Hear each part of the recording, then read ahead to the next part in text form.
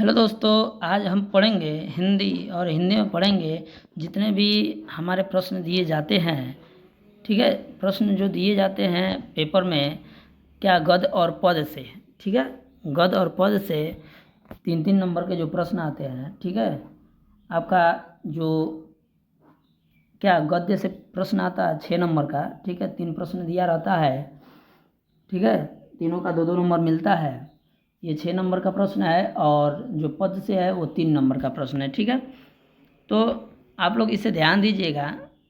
ठीक है ना, ध्यान देने योग्य बातें हैं और कुछ बहुविकल्पीय प्रश्न है जो बहुत ही महत्वपूर्ण है, आपके 20 नंबर पेपर में आते हैं। तो इससे आपका कंफर्म 30 नंबर हो जाएगा इस वीडियो से। तो आप इसे देखना न भूलें। ठीक है ना, अंत तक वीडियो में बने रहेंगे तो आपका 30 नंबर कंफर्म हो जाएगा। ठीक है, तो ध्यान से देखिएगा, अंत तक वीडियो में बने रहें। ठीक है ना, और हम 100% कह सकते हैं कि यहीं से आपको पूछेगा। ठीक है ना, और कहीं नहीं कुछ जाना है और कहीं नहीं कुछ पढ़ना है। आपको जितने भी हिंदी में प्रश्न पूछे जाते हैं पेपर में, सारे प्रश्न बताए जाएंगे इसमें। ठीक है ना, कैसे लिखना है, क्या करना है, कैसे ट्रिक करना है, सब कुछ बताया जाएगा इस वीडियो में। ठीक है, तो ध्यानपूर्वक देखें। बढ़ते हैं आगे प्रश्न की तरफ। प्रश्न हमारा दिया है तो इसे पहले पढ़ लेंगे। ठीक है, प्रश्न को देखने से पहले जो 3 प्रश्न होते हैं किस में, गद्य में, उसे पढ़ने से पहले इसको क्या करेंगे, इसको पढ़ लेंगे। ठीक है, जो हमारा दिया है, देखिए दिया है कि आज विज्ञान मनुष्य के हाथों में अद्भुत और अतुल्य शक्ति दे रहा है। क्या आज का जो विज्ञान है मनुष्य के हाथों में अद्भुत, ठीक है, अद्भुत, ठीक है, अतुल्य शक्ति दे रहा है। उसके शक्ति का कोई ठिकाना नहीं है। आगे कह रहा है कि उसका उपयोग एक व्यक्ति और समूह के उत्कर्ष और दूसरे व्यक्ति और समूह के गिराने में होता ही रहेगा। क्या समूह के गिराने में होता ही रहेगा। इसलिए हमें उस भावना को जागृत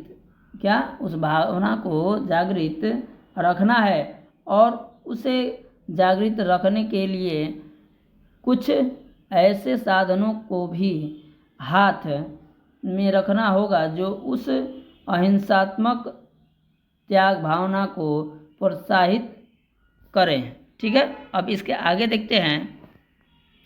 इसके आगे दिया है कि और भोग भावना, ठीक है, और भोग भावना को क्या दबाए रखें, और भोग भावना को दबाए रखें। नैतिक अंकुश में के बिना शक्ति मानव के लिए हितकर नहीं होती। ठीक है, और अंकुश के यानी कि नैतिक अंकुश के बिना शक्ति मानव के लिए हितकर नहीं होता है। वह नैतिक अंकुश यह चेतना या भावना ही देती है। वह नैतिक अंकुश क्या देती है, चेतना और भावना ही देती है। वही उस शक्ति को परिमित भी कर सकती है। और आगे देखें, दे रहा है और उसके उपयोग को नियंत्रित भी, क्या, और उसके उपयोग को नियंत्रित यानी अपने काबू में कर सकती है। ठीक है, अब इनके प्रश्न देखेंगे। इनका प्रश्न दिया है पहला हमारा, इनका प्रश्न दे रहा है कि उपर्युक्त, ठीक है, क्या दे रहा है, दे रहा है कि उपर्युक्त गद्यांश का पाठ और लेखक का नाम लिखिए। देखिए, पाठ का नाम है भारतीय संस्कृति। इस पाठ का नाम क्या है, भारतीय संस्कृति। बात समझ गए। और लेखक का नाम हमारा क्या है, लेखक का नाम है क्या, आप लोग ध्यान दीजिएगा इस बात को, लेखक का नाम हमारा डॉक्टर राजेंद्र प्रसाद जी है। तो इसी प्रकार इसका संदर्भ हम लिख सकते हैं। ठीक ना, संदर्भ क्या लिखेंगे कि प्रस्तुत गद्यांश हमारी पाठ्य पुस्तक, क्या, प्रस्तुत गद्यांश हमारी पाठ्य पुस्तक हिंदी, क्या, हिंदी गद्यखंड काव्य में संकलित, ठीक है, भारतीय संस्कृति नामक पाठ से लिया गया है। इसके लेखक क्या, डॉक्टर राजेंद्र प्रसाद जी हैं। बात समझ में आ गया। अब देखिए आगे देखते हैं, अगर लिखना हो आपको संदर्भ तो यहाँ देखिए आप लोग के लिए हम संदर्भ लिख दिए हैं, आप लोग नोट भी कर सकते हैं। दिया है कि प्रस्तुत गद्यांश हमारी पाठ्य पुस्तक हिंदी के गद्यखंड में संकलित भारतीय संस्कृति नामक पाठ से लिया गया है। इसके लेखक डॉक्टर राजेंद्र प्रसाद जी हैं। बात समझ गए। आगे देखिए, आगे दे रहा है अगला प्रश्न हमारा कि रेखांकित अंश की व्याख्या कीजिए। क्या कह रहा है अगला प्रश्न कह रहा है रेखांकित अंश की व्याख्या कीजिए। ठीक है, तो हम क्या करेंगे, रेखांकित अंश की व्याख्या करेंगे। ठीक है ना, रेखांकित अंश की व्याख्या करेंगे। तो रेखांकित अंश की देखिए व्याख्या ध्यानपूर्वक सुनिएगा कि आज का युग विज्ञान का युग है। क्या कह रहा है, आज का जो युग है वो विज्ञान का युग है। विज्ञान ने मनुष्य के हाथों में असीम शक्ति दी है। क्या, विज्ञान जो है मनुष्य के हाथों में बहुत ही असीम शक्ति दी है। आगे देखिए दे रहा है और देता जा रहा है। देखिए और क्या कर रहा है, देता जा रहा है। शक्ति तो दी ही है और आगे भी दे रहा है और देता रहेगा। ठीक है, आगे बढ़ते हैं।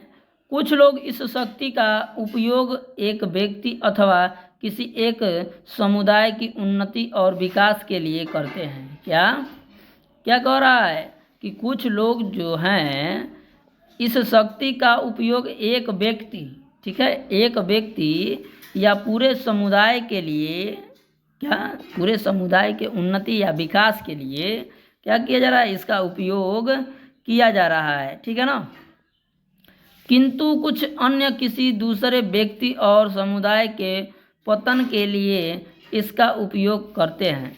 क्या, कुछ लोग ऐसे भी हैं जो किसी दूसरे के पतन यानी कि क्या, उसको मारने के लिए, ठीक है, उसको डराने के लिए, उसके लिए भी क्या करते हैं, इसका उपयोग करते हैं।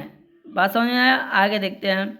आज एक व्यक्ति अथवा एक देश विज्ञान के विनाशकारी उपकरण और अस्त्र शस्त्र का प्रयोग करके दूसरों का सब कुछ क्या चाहता है, हथियाना चाहता है। जैसे मान लीजिए कि अगर दो भाई हैं, उनके पास ज़मीन है तो क्या करेंगे, सोचेंगे कि हमको अधिक मिल जाए, हमको अधिक मिल जाए। जैसे देश की बात कर लें, जैसे भारत देश जो है वो चाहता है कि कश्मीर हमारा है, हमारा हो जाए। पाकिस्तान चाहता है कि हम लड़ झगड़ कर क्या कर लें, हम उसे प्राप्त कर लें। तो ऐसा तो हो नहीं सकता है। भारत का जो है भारत को ही मिलेगा।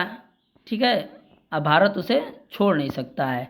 तो ध्यान दीजिएगा इन बातों को। आगे बढ़ते हैं। जितने भी ये रेखांकित अंश थे उनकी व्याख्या हो गई है। ठीक है, अब आगे देखते हैं। अगला प्रश्न हमारा है, एक बार और देख लीजिए, तेजी से इसको बता दे रहे हैं, ध्यानपूर्वक सुनिएगा आप लोग। ठीक है, आज का युग विज्ञान का युग है। क्या है, आज का युग जो है विज्ञान का युग है। विज्ञान ने मनुष्य के हाथ में असीम क्या दिया है, अपार शक्ति दिया है। ठीक है, और देता जा रहा है। और क्या कर रहा है, देता जा रहा है। कुछ लोग इस शक्ति का उपयोग एक व्यक्ति अथवा किसी एक समुदाय के लिए के उन्नति के लिए करते हैं, तो कुछ लोग इसका क्या करते हैं, एक व्यक्ति और एक समुदाय के क्या विनाश के लिए करते हैं। कुछ लोग उसका उपयोग क्या करते हैं, सदुपयोग में लाते हैं, और उसका उपयोग कुछ लोग क्या करते हैं, विनाश करने में लगाते हैं। ठीक है, विकास करने में लगाते हैं। ठीक है ना, कुछ लोग क्या करते हैं, कुछ लोग विनाश के लिए लगाते हैं और कुछ लोग विकास के लिए लगाते हैं। बात समझ में आई। आगे देखिए दे रहा है कि किंतु अन्य किसी दूसरे व्यक्ति के समुदाय के लिए विनाशकारी क्या होता है, वो प्रयोग किया जाता है, विनाश के लिए प्रयोग किया जाता है। बात समझ गए। आगे देखते हैं। आज एक व्यक्ति अथवा एक देश विज्ञान के विनाशकारी उपकरणों और अस्त्र शस्त्रों का उपयोग क्या कर रहा है, दूसरों सब कुछ हथियाना चाहता है, और दूसरों का सब कुछ क्या करना चाहता है, वो हथियाना चाहता है, अपना करना चाहता है। ठीक है, अभी जैसे उदाहरण बताएं आप लोग को हम कि जैसे हिंदुस्तान चाहता है कि कश्मीर हमारा है तो हमारा हो, और पाकिस्तान उसे क्या करना चाहता है, अपनाना चाहता है। ठीक है, ज़बरदस्ती। लेकिन पाकिस्तान का तो औकात नहीं है कि वो क्या करे, वो कश्मीर को अपना सके। ठीक है, तो आगे बढ़ते हैं अगले प्रश्न की तरफ। अगला प्रश्न हमारा दे रहा है, ठीक है, आगे का अगला प्रश्न दे रहा है कि विज्ञान की शक्ति के क्या संतुलित क्या विज्ञान के शक्ति के संतुलित उपयोग के लिए हमें किस भावना का जागरण करना चाहिए। तो अभी हम लोग पढ़े हैं इधर, ठीक है। देखिए, इसी में से हमको क्या करना है, उन प्रश्नों को ढूंढ कर आंसर देना है, ठीक है ना। तो देखिए इसमें दे रहा है, ठीक है, प्रश्न इसी में से ढूंढ कर आप लोग को जो भी आपको क्या देगा, गद्य से देगा, उसी में से क्या करना है, आप लोग को प्रश्न ढूंढ कर लिखना, कहीं और नहीं जाना है, कहीं और नहीं जाना है, उसी में से प्रश्न का उत्तर ढूंढ के लिखना है। तो देखिए इसका आंसर हो जाएगा उस प्रश्न का कि हमें क्या करना है, क्या प्रश्न कह रहा है कि हमें चरित्र बल और त्याग की भावना को जागृत रखना है, क्योंकि यह भावना विज्ञान प्रदत्त शक्ति या इसी प्रकार की शक्ति को सम्मित कर सकती है। ठीक है, क्या कर सकती है, सम्मित कर सकती है यह भावना विज्ञान। ठीक है, अब देखिए ध्यान से देखिएगा, दे रहा है कि त्याग की भावना ही शक्ति के दुरुपयोगों को भी रोक सकती है। देखिए जैसे हम मान लीजिए क्या कर सकते हैं, प्रयोग कर रहे हैं, ठीक है, दुरुपयोग किसी शक्ति का कर रहे हैं, तो त्याग की अगर हमारे अंदर भावना है, जैसे मान लीजिए कि हम किसी चीज़ को त्याग सकते हैं, हम उसे दूसरे के भलाई के लिए क्या कर सकते हैं, उसे दे सकते हैं। ठीक है ना, कोई वस्तु हमारी है, ठीक है ना, तो अगर हम चाहें तो किसी और को दे सकते हैं। अगर हमको ज़रूरत है फिर भी हम उसे दे रहे हैं उसके भलाई के लिए, तो ये हमारा क्या होगा, त्याग करना होगा, कि हम उस वस्तु का त्याग कर रहे हैं जिसकी हमको ज़रूरत है। ठीक है ना, आगे चलते हैं। इसमें एक और प्रश्न दे दिया है, ठीक है, आगे एक और प्रश्न दे रहा है हमारा कि आज विज्ञान मनुष्य को क्या दे रहा है, आज विज्ञान मनुष्य को क्या दे रहा है। ठीक है, आज विज्ञान मनुष्य को क्या दे रहा है, ठीक ना। तो देखिए ऊपर ही पढ़े थे हम लोग, पहले लाइन में दिया था कि आज विज्ञान मनुष्य को, ठीक है, मनुष्य के हाथों में अद्भुत अतुल शक्ति दे रहा है। ये दूसरे प्रश्न का आंसर हो गया। ठीक है, तीसरे प्रश्न का जो दूसरा प्रश्न दे रहा है वो क्या हो गया, यही उसका आंसर होगा। ठीक है, बात समझ गए, आगे बढ़ते हैं। ठीक है, अगला प्रश्न की तरफ। आगे प्रश्न दिया है हमारा पद से, आगे प्रश्न है हमारा, ये देखिए प्रश्न दे रहा है कि मेरी भव बाधा हरो राधा नागरी सोई, आतन की झाई परे श्याम हरि दुति होई। ठीक है, ये हमारा दुआ है पद से। ठीक है ना, किससे है, पद से है। इसका हम लोग क्या करेंगे, संदर्भ पहले देखेंगे। संदर्भ आप लोग को लिख दिए हैं कि आप आसानी से नोट कर सकते हैं। इसको देख लीजिए, इसका संदर्भ दिया है, प्रस्तुत दोहा हमारी पाठ्य पुस्तक हिंदी के काव्य खंड में संकलित रीतिकाल के प्रसिद्ध, ठीक ना, कवि बिहारी द्वारा रचित है।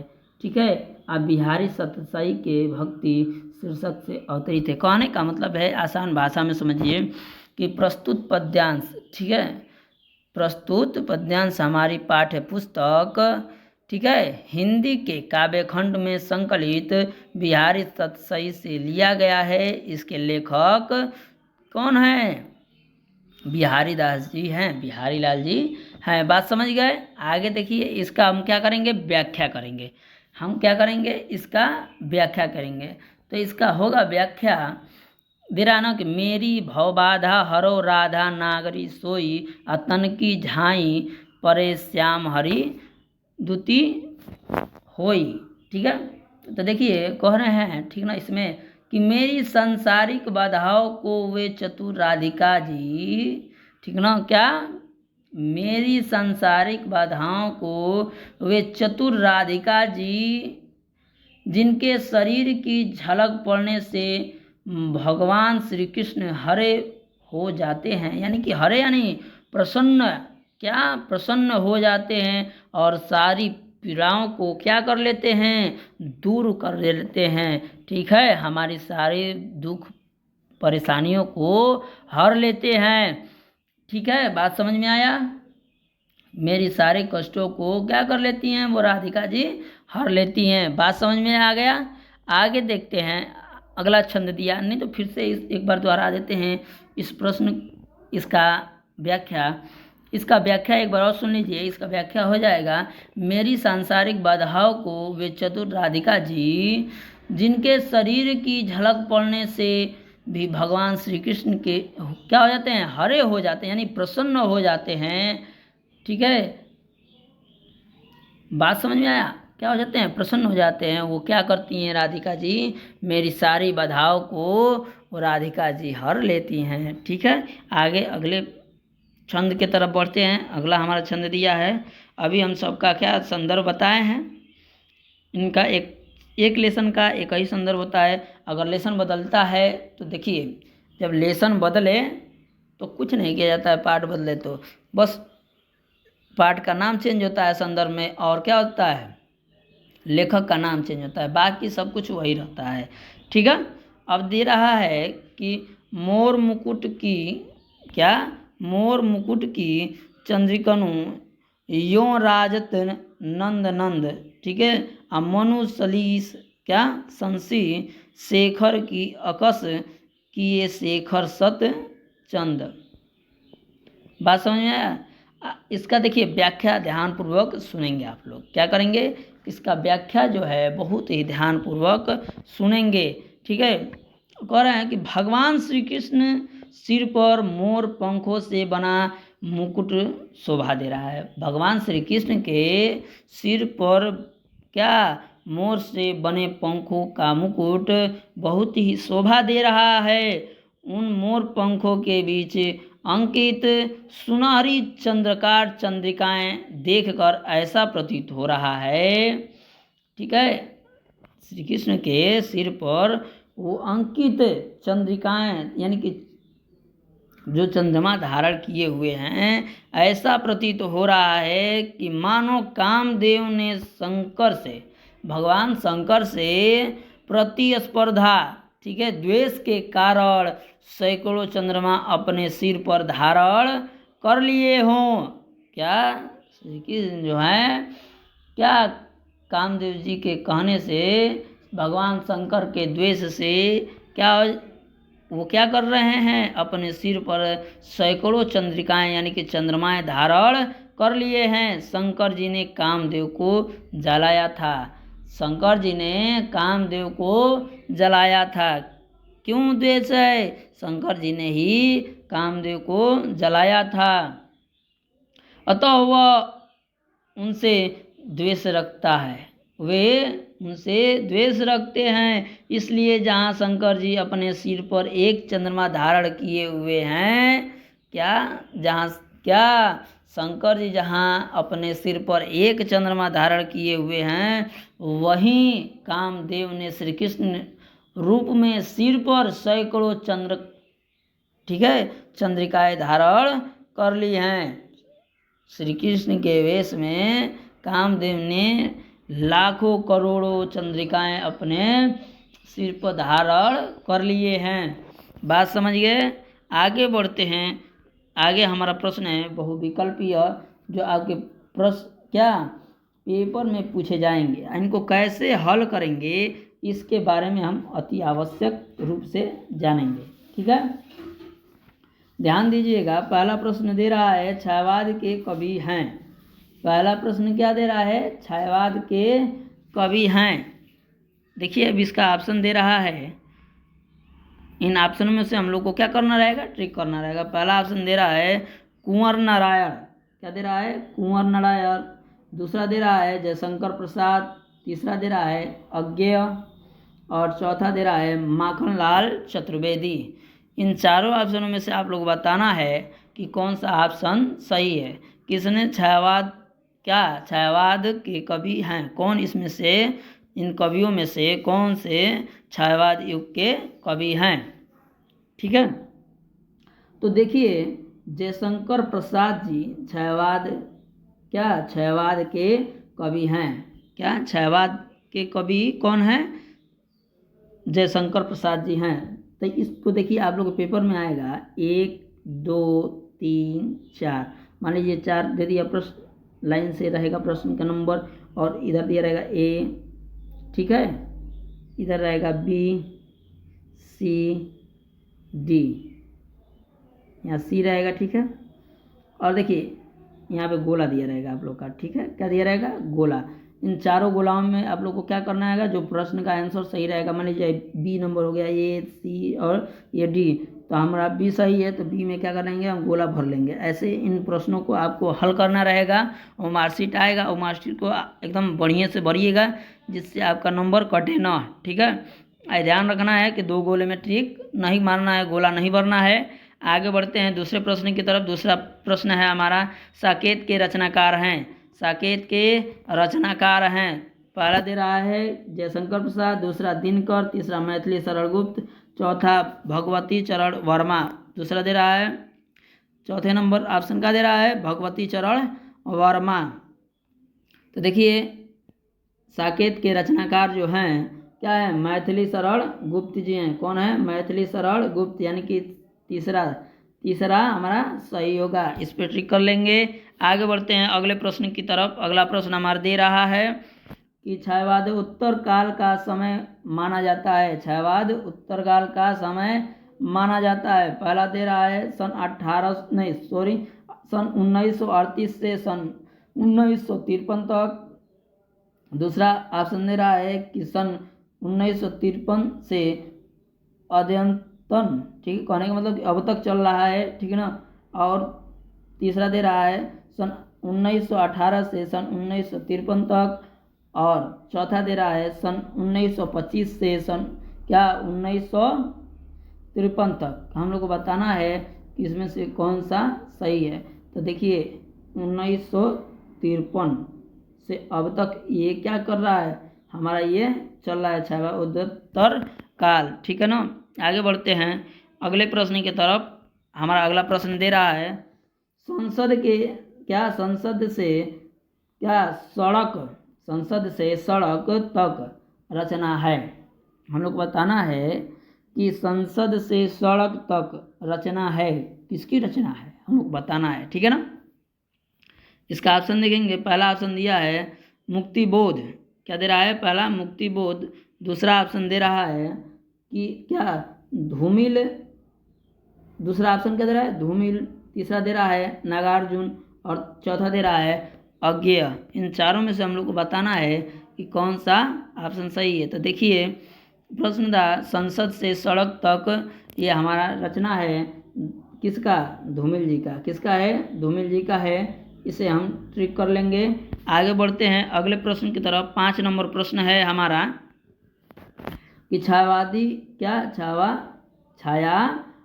काव्य की बृहत्तरीय में नहीं है, ठीक है, बृहत्तरीय नहीं है, ठीक है ना, बात समझिएगा। आगे पहला दे रहा है ऑप्शन महादेवी वर्मा, दूसरा दे रहा है जयशंकर प्रसाद, तीसरा दे रहा है सूर्यकांत त्रिपाठी निराला, और चौथा ऑप्शन दे रहा है सुमित्रा नंदन पंत, ठीक है।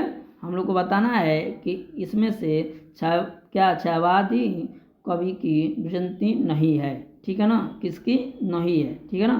तो देखिए इसमें से जो है ये महादेवी वर्मा जी नहीं है, ठीक है ना, ये हमारा ऑप्शन सही है। आगे बढ़ते हैं 6 नंबर प्रश्न की तरफ। 6 नंबर हमारा प्रश्न दिया है कि किस कवि को राष्ट्रीय कवि का सम्मान प्राप्त हुआ, किस कवि को राष्ट्रीय कवि का सम्मान प्राप्त हुआ है। हम लोग को बताना है कि कौन से ऐसे कवि हैं जिनको राष्ट्रीय सम्मान प्राप्त हुआ है। तो देखिए पहला ऑप्शन दे रहा है भारतेंदु हरिश्चंद्र, दूसरा दे रहा है सूर्यकांत त्रिपाठी निराला, तीसरा दे रहा है मैथिली शरण गुप्त, और चौथा अज्ञेय। तो देखिए इसमें से मैथिली शरण गुप्त को राष्ट्रीय कवि का सम्मान प्राप्त हुआ है, ठीक है। यह ऑप्शन तीसरा सही है ग का। आगे बढ़ते हैं 6 नंबर हमारा प्रश्न दे रहा है कि दीपशिखा का रचयिता कौन है। दीपशिखा की रचयिता कौन है। पहला ऑप्शन दे रहा है सूर्यकांत त्रिपाठी निराला, दूसरा दे रहा है महादेवी वर्मा, तीसरा सुभद्रा कुमारी चौहान, और चौथा ऑप्शन दे रहा है मैथिली शरण गुप्त। ठीक है ना। प्रश्न है हमारा कि दीपशिखा के रचयिता हैं कौन है, बताना है हम लोग को। ठीक है ना। तो देखिए दीपशिखा के रचयिता महादेवी वर्मा जी हैं। कौन है? महादेवी वर्मा जी हैं। इसको हम टिक कर लेंगे। 2 नंबर ऑप्शन हमारा सही है। आगे बढ़ते हैं 8 नंबर प्रश्न की तरफ। 8 नंबर हमारा प्रश्न दे रहा है 8 नंबर प्रश्न दे रहा है निम्नलिखित में कौन सी रचना भक्ति काल में लिखी गई है। हम लोग को बताना है कि कौन सी ऐसी रचना है जो भक्ति काल में लिखी गई है। दे रहा है पहला कि उद्धव शतक, दूसरा दे रहा है सूरसागर, तीसरा दे रहा है कामायनी और चौथा साकेत। तो देखिए सूरदास ने क्या सूरसागर लिखा है। ठीक है। कौन लिखा है? सूरसागर, जिसे क्या है ये सही है। ठीक है। ये भक्ति काल का क्या है लिखा हुआ रचना है। ठीक है। बात समझ गए। आगे बढ़ते हैं 9 नंबर प्रश्न की तरफ। 9 नंबर हमारा प्रश्न है कि वीर गाथा काल के कवि हैं। वीर गाथा काल के कवि हैं। हम लोग को बताना है कि वीर गाथा काल के कवि कौन हैं। तो देखिए पहला ऑप्शन दे रहा है भूषण, दूसरा केशव दास, तीसरा दे रहा है चंद्र बरदाई और चौथा दे रहा है छत्रसाल। चौथा क्या ऑप्शन दे रहा है? छत्रसाल। हम लोग को बताना है कि वीर गाथा काल के कवि हैं। वीर गाथा काल के कवि हैं। तो देखिए वीर गाथा काल के कवि कौन है? चंद्रबरदाई। बात समझ गए। तीसरा ऑप्शन हम लोग का सही है। आगे बढ़ते हैं अगले प्रश्न की तरफ। 10 नंबर हमारा प्रश्न दे रहा है विसल देव रासो रचना है। विसल देव रासो रचना है। हम लोग को बताना है। पहला ऑप्शन दे रहा है नरपति लाह। ठीक है ना। अब दूसरा दे रहा है भट्ट केदार जी, दूसरा दे रहा है भट्ट केदार की, और तीसरा दे रहा है जगनीक की, तीसरा दे रहा है दलपति विजय की। इन चारों ऑप्शनों में से हम लोग को बताना है कि कौन सा ऑप्शन हमारा सही है। तो देखिए विसल देव रासो ये किसकी रचना है हम लोग को बताना है। 10 नंबर प्रश्न है। तो देखिए नरपति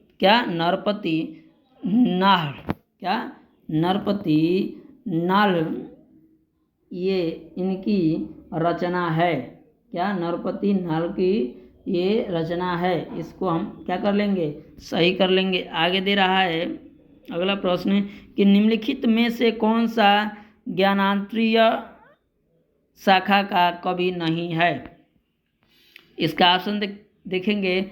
इसका ऑप्शन दे रहा है पहला गोस्वामी तुलसीदास, तीसरा नानक, तीसरा दे रहा है दादू, तीसरा और चौथा दे रहा है कबीर। इन चारों ऑप्शनों में से हम लोग को बताना है कौन से इसमें से ऑप्शन सही है। तो देखिए गोस्वामी तुलसीदास जो हैं ये ऑप्शन हमारा सही है। इन्होंने ये क्या है? ये कवि उसमें के ज्ञानांतरी में के नहीं है। क्या? ज्ञानांतरी में के कवि नहीं है। आगे बढ़ते हैं अगले प्रश्न की तरफ। अगला प्रश्न दे रहा है हमारा प्रिय प्रवास के रचनाकार हैं। प्रिय प्रवास के रचनाकार कौन है हम लोग को बताना है। पहला दे रहा है मैथिली शरण गुप्त, दूसरा दे रहा है अयोध्या सिंह उपाध्याय, ठीक है, हरिऔध, तीसरा दे रहा है भारतेंदु हरिश्चंद्र और चौथा दे रहा है रामधारी सिंह दिनकर। इनमें से हम लोग को बताना है कि कौन सा ऑप्शन सही है। तो देखिए इसमें से जो ख नंबर ऑप्शन है वो क्या है? सही है। इस पे हम लोग टिक कर लेंगे। कौन है? बोलिए कौन से हैं ये? आप लोग ऑप्शन बताएंगे, अभी बताए हैं, आप लोग बोलिएगा कि इसमें से कौन है। तो अयोध्या सिंह उपाध्याय हरिऔध जी हैं प्रिय प्रवास के रचनाकार। आप लोग वीडियो केवल देखिए मत, उसको प्रश्न को याद कीजिए और उसका आंसर भी याद कीजिए। ठीक है। आगे बढ़ते हैं 13 नंबर प्रश्न की तरफ। 13 नंबर प्रश्न दिया है हमारा कि छायावाद की मुख्य विशेषताएं हैं। छायावाद की प्रमुख विशेषताएं क्या है? पहला दे रहा है प्राकृतिक और मानवीकरण, दूसरा दे रहा है युद्ध का वर्णन, तीसरा दे रहा है यथार्थ चित्रण और चौथा दे रहा है भक्ति की प्रधानता। ठीक है, तो देखिए इसमें से पहला ऑप्शन जो है प्रकृति का मानवीकरण, ये हमारा ऑप्शन क्या है?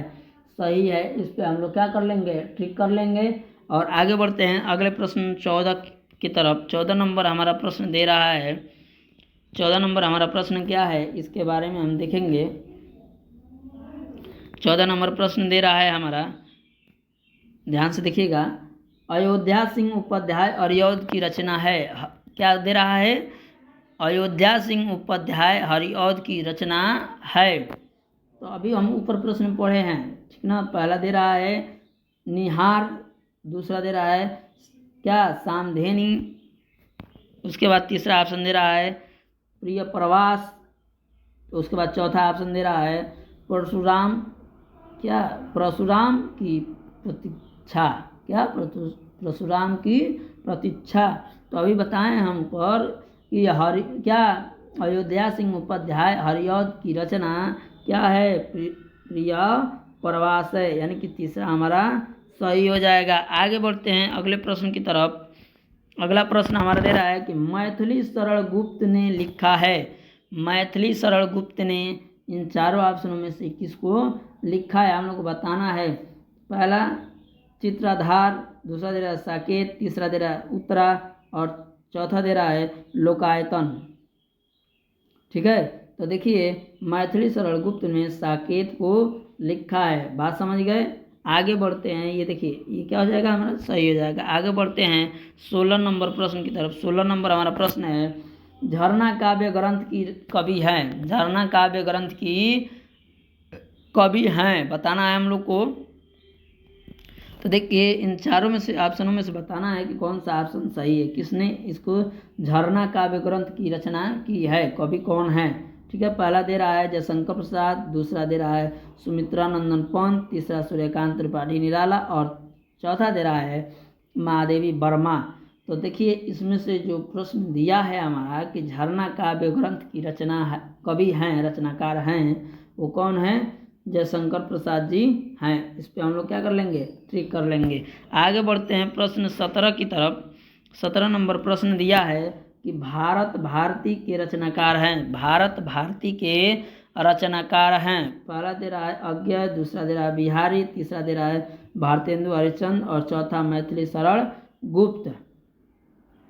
तो देखिए भारत भारती के रचनाकार जो हैं मैथिली शरण गुप्त जी हैं। कौन है? मैथिली शरण गुप्त जी, हमारा सही है। आगे बढ़ते हैं अगले प्रश्न की तरफ। अगला प्रश्न है हमारा 18 नंबर प्रश्न दे रहा है कि रामधारी सिंह दिनकर का काव्य ग्रंथ है। रामधारी सिंह दिनकर का क्या है? काव्य ग्रंथ है। पहला दे रहा है सुनहले शैवाल, दूसरा दे रहा है कि स्वर्ण भूमि भूली, ठीक है, स्वर्ण भूमि, ठीक है, तीसरा दे रहा है सामधेनी और चौथा दे रहा है यमा।